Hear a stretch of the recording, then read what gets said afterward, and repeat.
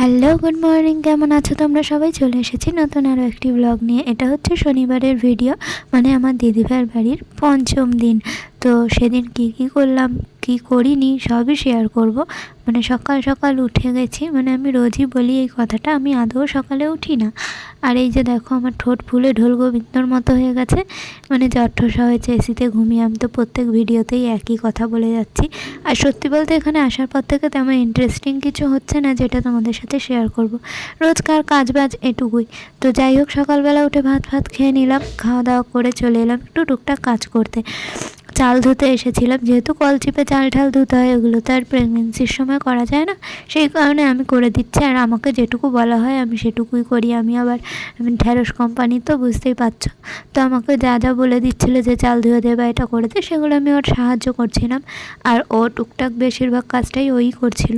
আর এখানে আমি বসে বসে দেখছিলাম যে বাইরের দৃশ্য, আর আমার ভিডিওটাও তুলে নিলাম যে হ্যাঁ তোমাদেরকেও দেখাই। কারণ সত্যি বলতে কি, ভিডিও করে একদিক দিয়ে অনেক লাভই হয়েছে। কে কী কাজ করছে না করছে সবাই জেনে যাচ্ছে।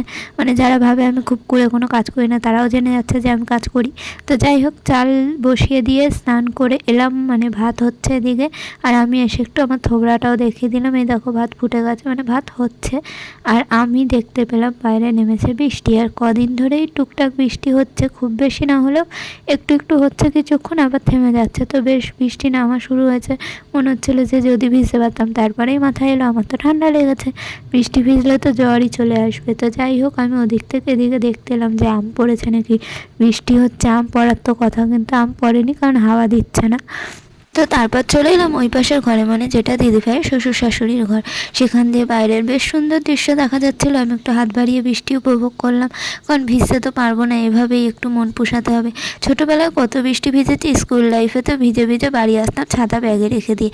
আর এখন তো আর ভেজা ঠেজা হয়ই না, একটু ভিজলেই ঠান্ডা লেগে যায়। তো যাই হোক, বিকালের দিকে ফাল্গুনি আমাকে ফোন করেছিল, সেই কারণে আমি আমার পীড়িতের বান্ধবীর সাথে কথা বলার জন্য ছাদে চলে এলাম।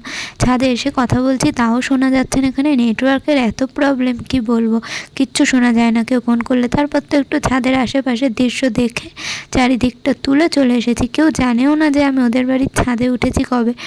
তো যাই হোক, ভিডিওটা দেখবে ভাববে বা আচরের মতো চুপি চুপি ছাদে চলে গেছে, কিন্তু না, আমি কথা শুনতে পাচ্ছিলাম না দেখে ভাবলাম বাইরেও কেমন কাদা কাদা হয়ে যাচ্ছে, ছাদেই যাই। তো ছাদে গিয়েও দেখলাম একই অবস্থা, কিছুই শুনতে পেলাম না। তো যাই হোক, যেই দিদাটা আর কি কাজ করতে আসে, আমি এই কদিন জেঠি কাকি কত কিছু বলেছি, আসলে সে দিদা হয়।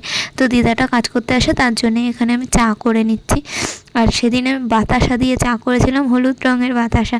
মানে আমি ভাবছিলাম চাটা চায়ের মতনই লাগবে তো না বাতাসার টেস্ট আসবে। তো তারপর রাতের দিকে তেমন কিছু হয়নি বলে তোমাদের সাথে আর শেয়ার করা হলো না। তো যাই হোক, ভিডিওটা ভালো লাগলে অবশ্যই লাইক কমেন্ট শেয়ার করে দিও। সবাই ভালো থেকো, টাটা।